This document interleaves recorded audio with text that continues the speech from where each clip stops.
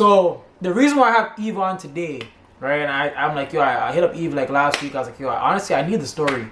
I need to know what was your mindset, because for you guys who don't know, listen, Eve used to be, Eve used to be a troubled youth. You know what I mean?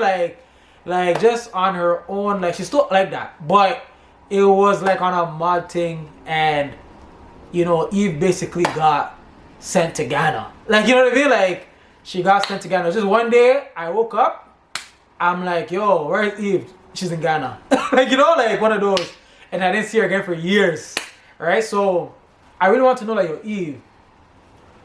First off, what do you think was the breaking point that I guess made your parents say, yo, honestly, we're sending you to Ghana? Like, what do you think was the breaking point that, you know, that allowed that?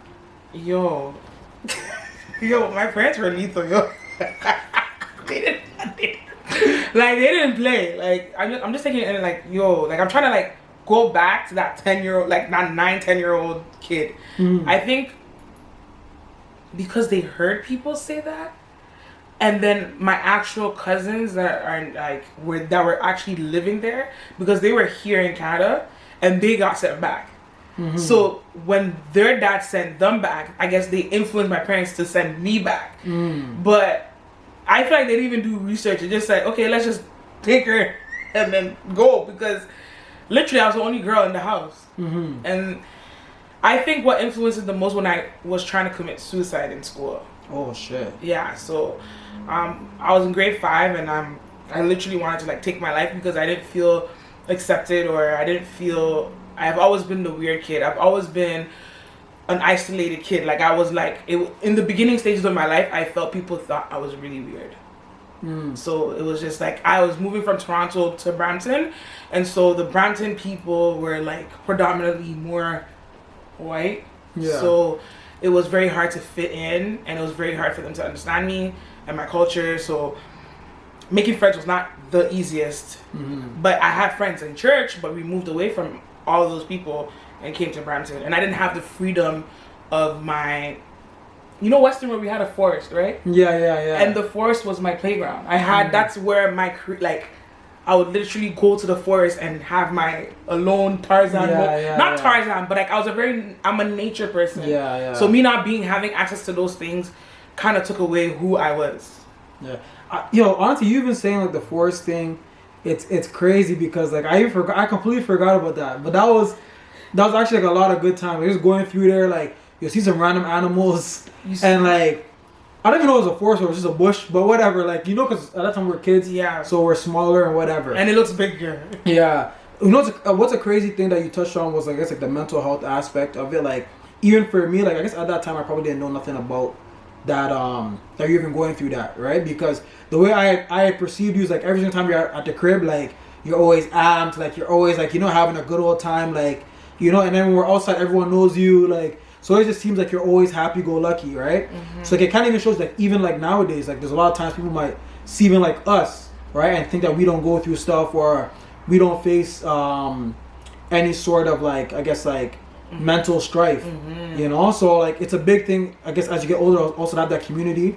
So then let's even like, I guess, like dig a little bit deeper onto that. Like when you get sent out there, right, where like, first off, okay, my bad, so before you even get to Ghana, right, how do your parents break it to you like, you're going to Ghana? Is it one of those, they just, your bags already packed and you're on the plane, or did they talk to you about it? Like, you want to hear the other part? I got sent back twice. Jeez. Twice. So the first time it was pitched to me as a family vacation. We're just going. Yo, sorry, yo. Nah, it's funny because I've heard that so many times. Like, yo, where people are like, oh, it's a vacation. We're going on vacation, and then we're gonna come back. We're gonna come back for you. Oh man, oh yeah, continue. So here I am, and the funny thing is that it was believable because we were on school holidays. Like it was June, and you know June is when school closes down. So they're like, oh, me and my mom are gonna just go to Ghana, and we're just gonna just go for summer and then come back. And that's what I thought was gonna happen. At first, honestly, that trip was good. It was mentally, everything was perfectly right. So we went literally on a family vacation. Next thing I know, here I am, bada bing, bada bum. And then my cousin started to break it down to me that you're not going back. You're stuck. So wait. So your cousin in Ghana, your cousin in Ghana said that you were stuck. Like your parents are obvious. Yeah. But I didn't believe them though. I didn't believe them. Wait. So wait, were they gone? No, what happened was I ended up going to summer school, and I actually liked the summer school because I was actually not in boarding school. Yeah. So that piece of it, if my parents had kept that piece of it, that I could stay home and go from home to school, I would have been blessed. Yeah. But when my parents took me to a boarding school. So what's the difference between boarding school and day school? Yeah, I know what it is, but like for people who don't know. Okay, so boarding school is like, it's like how the UK people, they go to school, they stay in the school, they live in the school. They don't, it's like when you're in college and you're in university, you stay on campus. But this one is a more concentrated, you know when you go to them, you know when you used to watch, what's that, Maury? Was it Maury when he used to take those back kids? Oh, the baddies, yeah. Literally the Ghana version of that. Oh so basically you're disciplined. If you do something like dumb, they're gonna lash you. They're gonna whip you. Like it's a different ball game.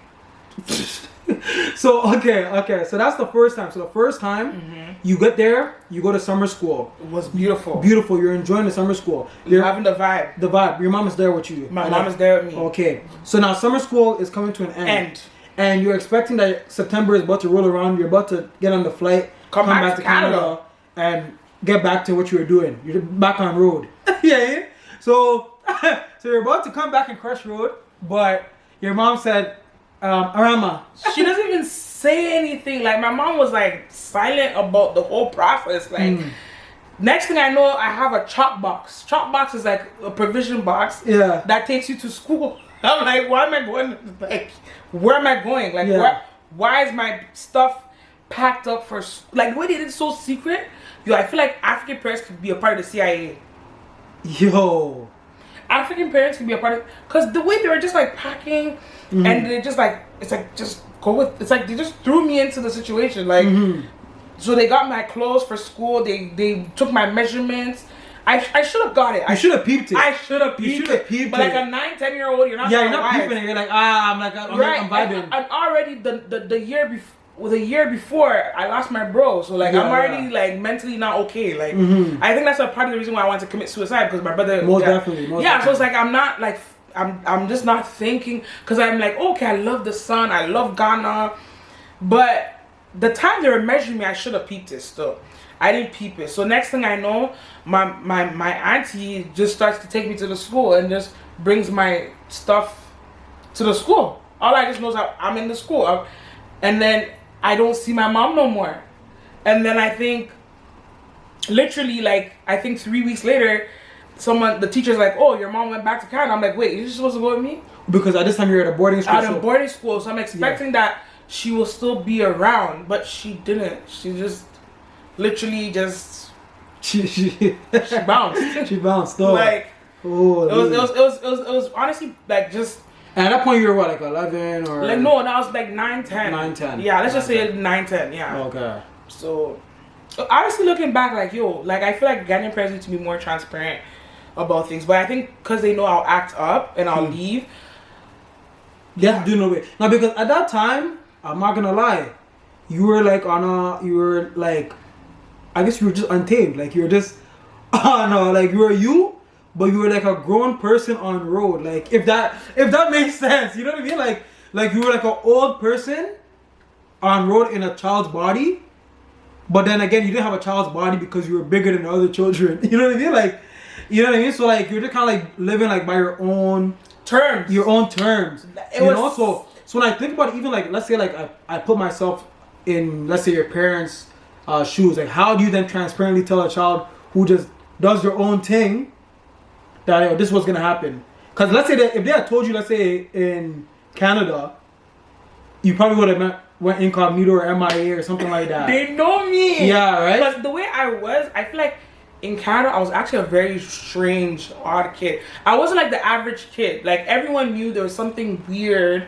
I wouldn't say you were weird. You were just like, I guess you just had more. I don't know. You're just more outgoing. You know what I mean? Like, okay, I feel like that. Like I said, you're more outgoing. Thank you for that, because people made it seem, or parents made it seem like I'm some like, I don't know. They made it seem like I'm just like stubborn or like. I just guess because I was ahead of my time. I feel like I was an old, as you said, an old person in a young body. Like I've been here before. I felt like I've been here before.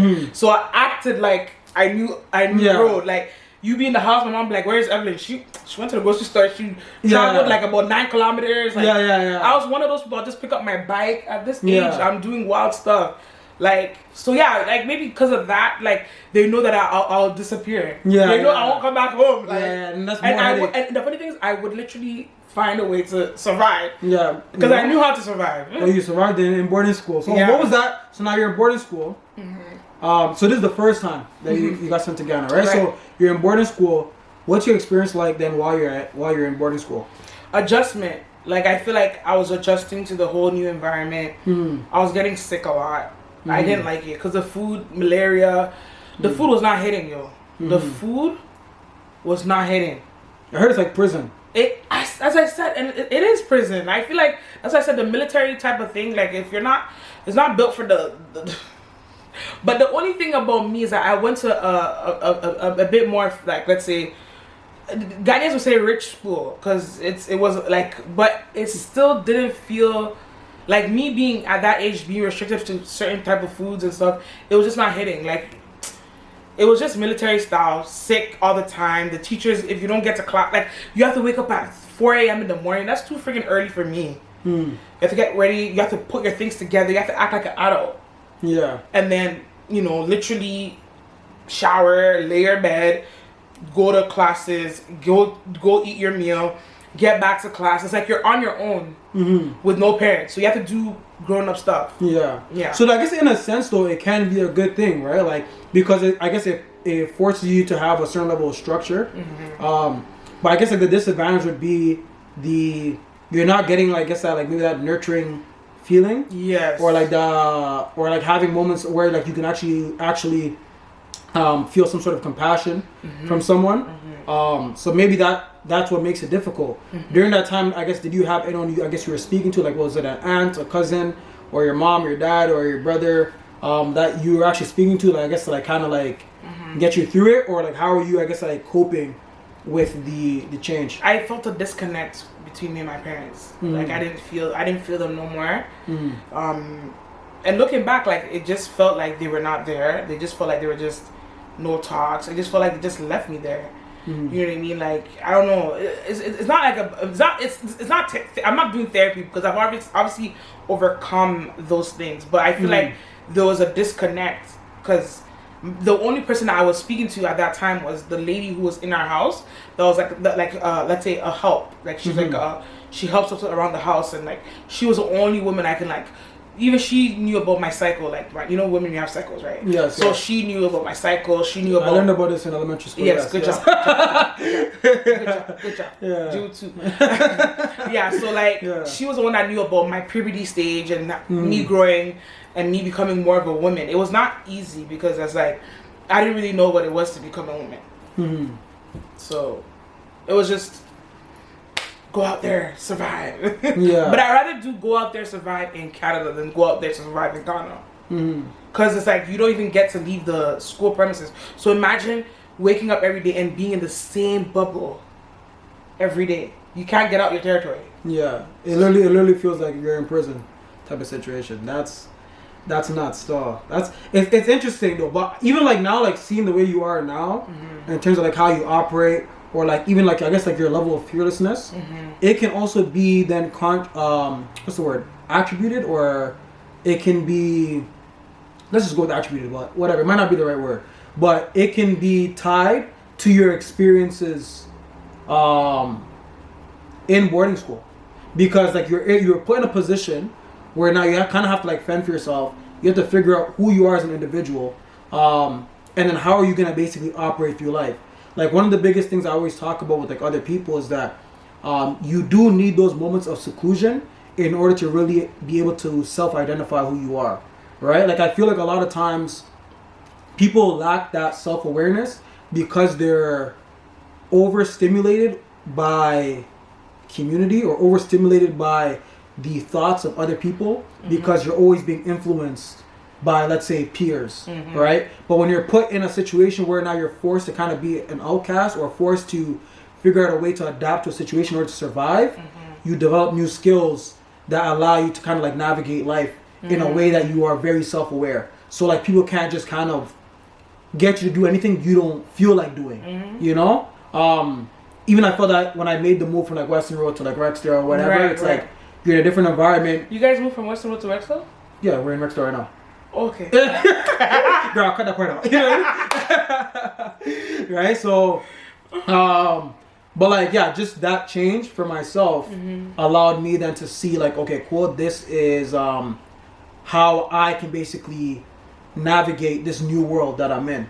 Right? So I feel like, even though of course it is a traumatic experience to an extent, I think you are possibly reaping some benefits in terms of the person that you are right now due to that experience, right? And I'm just saying that because maybe I don't know what type of maybe trauma you might be dealing with internally, but just maybe to give you a different way to look at the experience. Because sometimes we can hold on to things for a bit too long, right? You know what I mean?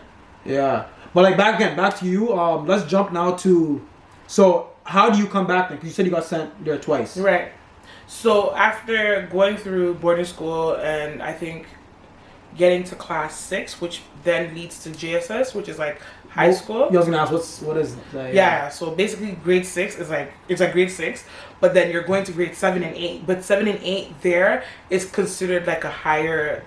Okay. So over here that would be like middle school. Middle school. Okay, cool. So when I hit middle school, then they realized that Eve is not a kid no more. She's in puberty. She has assets now, so we have to.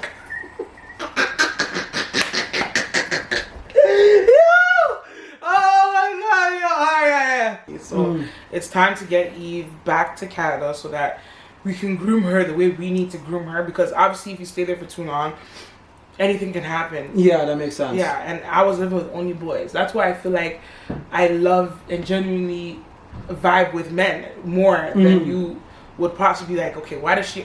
Because I was only in a situation with boys only, like 5 boys against 1.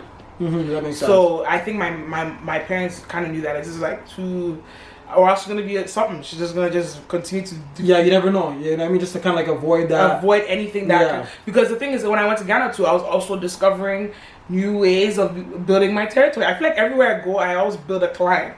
I just couldn't build that client in Brampton because Brampton people, they're just whack. Sorry. Don't kill me. No, Brampton people, they're just not like that time. They were not like they're not client building. They're more like they're comfortable. But when I was there, I was building your own community, your own tribe. My own tribe. I feel like that's what it is. When I'm not able to build my tribe, I don't know who I am. Don't worry. Yeah. So, after that, my parents were like, okay, let's bring her back. So they brought me back. I went to grade 8, and then in grade 8, obviously found another client. Like, and I was being bullied too. But this is now you're back here in Brampton. I'm back here in Brampton, and now my accent has changed. I came back, moved. Basically, they brought me back because in their eyes, I had not, like, the stubbornness had vanished. Basically, they thought that this was a time and it's enough time that she learned her. Ghanaians would say, "Well, she ain't sakakranti." So when they brought me back, I went to elementary. I went to grade 8. Basically, they said my level of because when I was in Ghana, I was in grade 6. Yeah. They put me back 2 times. They put me back way behind. So when I came back, they pushed me straight into grade 8. Okay. Which was good because that means that Ghana education is far better than our education, because it means that Ghanaians are ahead of their time. What you know in grade 6 is better than a grade 8. Yeah. So when I came, I like the first 3 months in school was bad. Like, I had an accent, so when you have a Ghanaian accent, these people are just like, what the heck is this? Like, it's like new. Even church, nobody, like the you know how in church I had a community, cool people. Now they don't even. they couldn't even understand what I'm saying because my accent was so like It's so thick. Yeah. it's so thick, like whatever. And those times too, like it wasn't like now where being African is cool. It's and cool, no. Yeah, those times you're catching the jokes. Yeah, like you're gonna get it. You're freshie, yo. Mm-hmm. Coming fresh from the boat. Yeah. So, in school, I think what made me get into school movement was the fact that my ability to stretch out things or like plot things, like put things together. I've always been able to put things together or like put up ideas and people would just like mess with it. So I had this girl, her name was Latara. Shout out to Latara. She was like the only like person that would really like was my friend. Like that's who made me come back into like the old Eve. Like, so I think through that, then it started to get us into trouble because me and Latara were just on roads. And my parents... Crushing road. We were on roads. We were grade 8. We just... And to top it off, after graduating from, let's say, elementary school, going into high school, it got worse because now I have a whole different line of people. You were at the basement parties.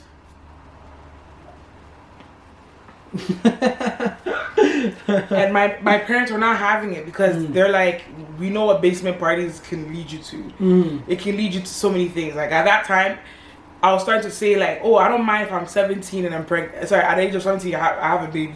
That's what you were thinking? That's what I was thinking. Oh, wow.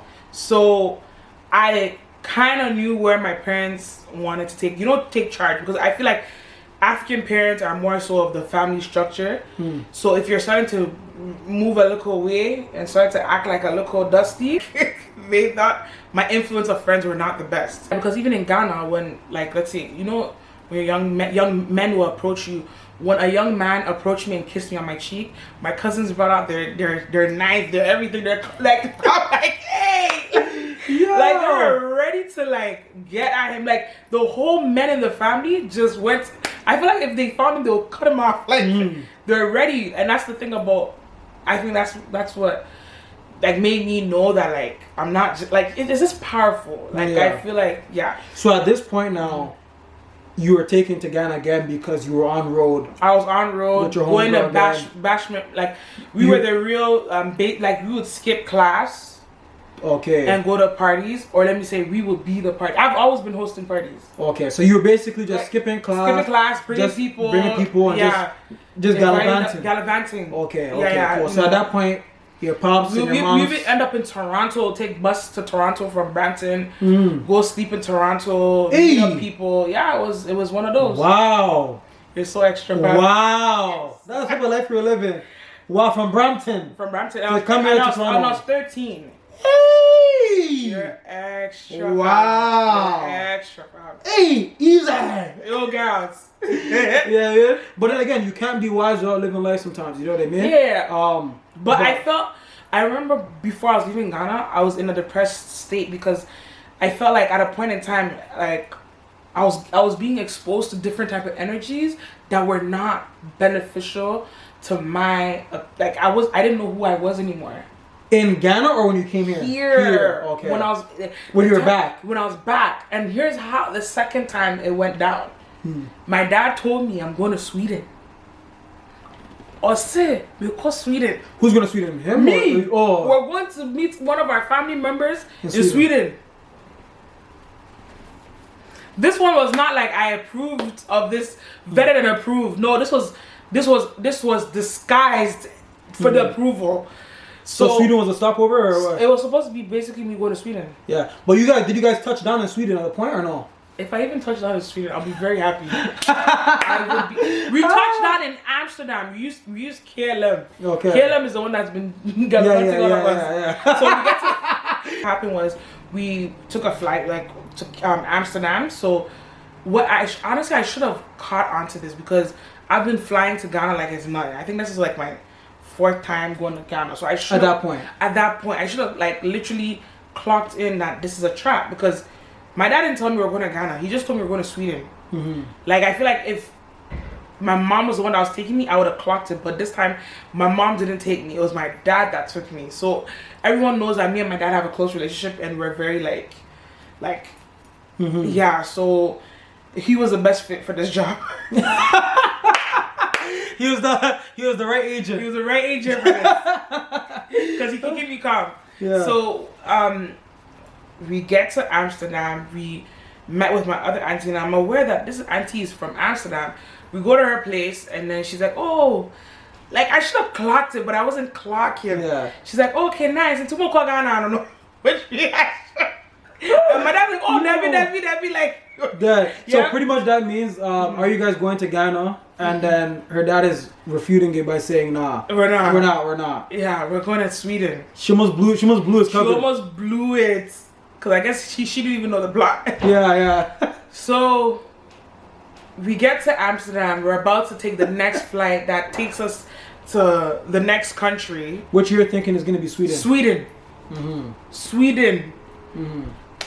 We get to the airport and we're, everything is board. Everyone's boarding. And I'm like, Dad, that's the Sweden one. Why are we missing out on the Sweden one? And he's like, I don't know. He's like, don't call us. I don't know what he said. Yeah. But my dad was on some next level of finesse. Yeah. Yo, I listened to him because I thought maybe really and truly what he was saying was true. He said something about how we have to go through Ghana or something to get to Sweden. Hey! That's how you know you're going to class. Because if you were skipping class, I would have had you would have knew. Guys, don't skip class. Because the wisdom does come from class. Because I just felt if I was doing something right, I wouldn't be in that position. Yeah, it's facts. So whatever happened was God's purpose for my life. Most def. Because honestly, if I stayed here any longer, I would by 15 you would have been an uncle. That's wild. You would have been an uncle. I'm letting you know. That's wild. Anyways. But yeah, continue though. So then we get to Kotoka, and then my mind starts to race. Like, what the hell? That's when I started. The heat is real. Yo! Slapped my face. Oh my god! And those times they didn't have the tunnel. Like when you land in the airport, it's not like one of those like you have to like go straight to the tunnel. Like you don't feel the heat no more. Now that olden days, you have to get off the flights, walk on the heat, and that's when I realized this was a plot. So the best part, the part I think the best part for my mom was when she realized that we had made it to Ghana. Then she started cheering and she was laughing, and I'm like, what's wrong with this lady? Me and you don't even talk like that. Why are you happy? Like, not knowing she's happy because now I get to stay in Ghana. Yeah. There's no going back. There's no going back. So I think I heard a story from one guy that like, yo, my parents cheated me. If I had been smart, I could have easily went to the Canadian embassy and told them that my parents had brought me without my knowledge, and they would have brought me back. Oh, most definitely. Yeah, but I didn't know. Yeah, you're unaware. Those times there's no social media to inform me. I would have been back. But thank God, I guess, right? Amen, because amen. So what happened, or made the story even more remarkable, was they did try to take me back to the same old school, but they said they wouldn't accept me for some reason. Everywhere I was going, they were refusing me. I don't know why, but for some reason, none of the schools would take me in. And I think that when God wants to do something in your life, He will do it the way He wants to do it, not the way your parents want it. So then they didn't want to take me to Kumasi because they thought like, oh, okay, let's leave her in Accra and then whatever. But God didn't want me to be in Accra. He wanted me to go and know my roots. Because for me to go to Kumasi, okay, Accra is the capital and Kumasi is where my parents are from. It's also, I would say it's more like what would you say Kumasi is? It's another big city. It's just that Accra gives more like, it's more open to I guess like tourists and and Kumasi is more like family oriented. So then I ended up in Kumasi and I went to this international school which was so beautiful. But the only thing is that I think my parents wanted to take me to boarding school again. It's not I think they knew they wanted to take me to boarding school. So me going to that international school and going to school from home was something that was disturbing their peace. So then one of my aunties came and she's like, okay, well I have another school that they have boarding school and I think this would be a best fit. Once again, they took me back 2 classes again, just like they did when I first went to Ghana. So this time I didn't want to go to school because I'm like, yo, I'm not going back to boarding school. You guys can't trick me into going to boarding school because I know this game too much. You already showed me what you can do. So when they were taking me to boarding school, I refused. So you know what they had to do? They got like about I'll say 4 or 5 macho man to drag me to school. Yo, that's funny. Oh my gosh, yo. 4 or 5 macho men, which were some of my family. And so when we got there, then the secretary of the school was like, yo, what are you guys doing to the girl? Like, this is so embarrassing. Like, whatever you guys are doing, I'm taking her straight to the owner of the school. So they took me straight to the owner of the school. Mm-hmm. And not knowing, I'll say this, when God has a purpose, what is an outcast will always be casted for God's glory. So we get there, and then the owner of the school is like, what happened? Tell me the whole story. Why are you here? Why are they dragging to? And I explained to them, I'm from Canada. They want to keep me here. I don't want to live here. I just want to go back to Canada. And then he started asking me, the owner of the school started to ask me like, oh, who are your parents? And then as we were in talks, can you believe the owner of the school is my uncle? Oh, that's crazy. And how did you find that out? Because he Ghanaians, they know the trace. They're like, where's your home? Where are you from? Not knowing he's my uncle. Yeah. So him, and he's one of the most honestly notable people in Ghana. Like, he's doing amazing in the industry, and he's like, you know what? Don't worry, I'm gonna take care of you. And that experience that you had before is not gonna be the same. And lo and behold, he was right. He treated me like a queen, and I also started to get to know more of my heritage. That's where some of that queen stuff, that heritage, because in Kumasi, that's what it's all about, like the history. And the thing about wealthy people, they like to keep, like, I don't want to explain, they make you understand wealth in a very humble way. So even though I was living with him, I was still learning from the things, that were around me. So respect, number one. And I feel like when I was in Kumasi, I learned how to respect. I learned how to greet people, mannerism. I feel like that to a nation. I feel like when you live with in my mind now, I know if you live with a king, you behave like a king, like you behave like a queen. So I think that experience too transformed my whole being and character. So I actually enjoyed that stay because my uncle would always give me money every time he see me, which I would see him like 3 times a week, or he would always give me big bag. It's like someone giving $100 a day. Yeah. How would you feel? So to do nothing. Nothing. Exactly. So I was calm, and if the teachers, did stuff that he didn't like, he would suspend the teacher. Hey. But that's because that's if they're actually. Because one time a teacher beat me and I got a scar. But I still love the teacher though. I love that teacher because me and that teacher were good. But those are the things that because I had advantage. You know me. I'm the walking. Yeah, I walk. I will. You don't know me. I'll take advantage. You think that I'm which is not good sometimes. It's not, but I use it for. Because through that is how the people of the school got to know me in general. Because they knew that, okay, this girl, but naturally, I feel like I'm always like on my own. Like I'm a wanderer. I feel like I'm a natural wanderer. I'm always trying to discover things. You know what I mean? I'm trying to always find a client of people I don't know what is up with me, but I'm always on a mission. So it kind of helped. So yeah, then I stayed with him until I graduated high school. Okay. And then from high school I came back, and then when I came back, obviously I was a better individual. And then from then, my whole life now, like everything that you said, I feel like has impacted my life in a sense where I'm able to be anywhere at any time and still show. That's why, like, in the industry I'm in, it's a very difficult industry, especially entertainment. Women are not like put in positions like myself, they have to do stuff, but with me, I just showcase who I am, and then you buy that, and that's all you get to buy.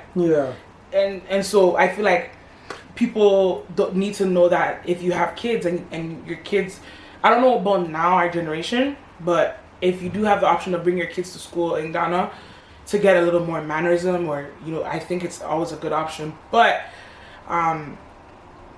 just try to make them stay away from family as much. Stay away from family? Yeah, because I feel like sometimes the influence of family can also, it can be good and it can be bad. For me, I feel like the family I'm from, I wish certain things were like disguised. But if you don't have the finances, you're gonna have to go. You have to do what you have to do. You gotta do what you gotta do, because you also don't want a kid that's also out of control.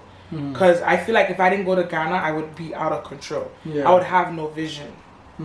So then, okay, because I know we're getting up there in the time. So now to kind of like wrap it up then. So then how now that you come back after your second, I guess The second return. the second return, your second return. Back again. So now you're back. So now you're back. I guess how do you then get over all of this? Because I guess when you're initially getting sent there, you felt betrayed. This is a third. How do you then, I guess, reconcile with your parents? How do you kind of like get over it and kind of see it from their perspective? Because the way you're talking right now, it's like you see it from their perspective. You understand what they had to do at that time. How do you? I guess yeah. How do you heal from that, or how did you reconcile? That's it. How did you reconcile with your parents? I think there was a little bit of bitterness for some time because it's like every time I'm trying to like get to know myself, then it's like you guys switch the environment. But what I should know is that like it was good for me. It was good. Keep going. Okay. So what I should like, what I would say the reason why I healed much is because now that I'm in the industry I'm in, you should never know the course in which you're going through because anything can happen. It could be life can be up, life can be down, life can be not fair. But because I went through all these things, even when I go through this in the industry, I kind of know where I'm going. So I kind of don't give up on anything I'm doing. So I feel like me healing was realizing that my parents put me on the best course because now it gives me a better race. I'm a better, like let's say a better marathonist because now I know life more than maybe a lot of people. I have experience. I have a culture of Canadian culture, Ghanaian culture, and I can adapt to anything you put me in. Like literally, if I could survive Ghana, I could survive anything. That's how I see it. And I feel like it brings that urge to travel. Because I was never in a secure environment. Like you said, like you probably went to a particular elementary school and you finished. I didn't get that opportunity. I was always moved around. Yeah. So that also applies to my call of work, that I could be moved around in any industry and still make it. Yeah, you're unfazed. Nothing at all. I think another thing is the wisdom that you gain from being around people that have less than you, that are able to successfully make it, is another asset I have. Because being in Ghana, I've learned to live with zero, and I've also learned to live with good. So in any circumstance you put me in, I understand the situation. So how to maneuver and be wise and ahead of time is what Ghana did for me. Even though they took me back 2 classes, I feel like when I came back here, I was always bumped up because it's like I was always ahead, even though I was. So any major setback, there's always a major comeback. You know what I mean? So to me, if anything is slow in my life, I understand that it's a period of time, but I'm gonna shoot up. Yeah, we gotta do this a bit more. I want to thank you again for your time. If you guys don't know, I didn't introduce her in the beginning because she's my family. Honestly, I wanted to feel like a real conversation. Right. For real, this is my first time hearing the story, so it was a real conversation. But if you guys don't know, this is Eve's Eye, Imperial Eve, the CEO, the founder of Eve's Eye Production. If you guys want to book her for hosting gigs, public speaking events, if you need her to show up at your event and cover footage, she does it all. You know what I mean? And again, great vibe. I'm telling you, if you have people who are feeling down, you put her in the room, she's gonna lift them back up. LSS, like, subscribe, and share. Bow. Hey! Yeah, man. All right, you guys don't know. All right, cool.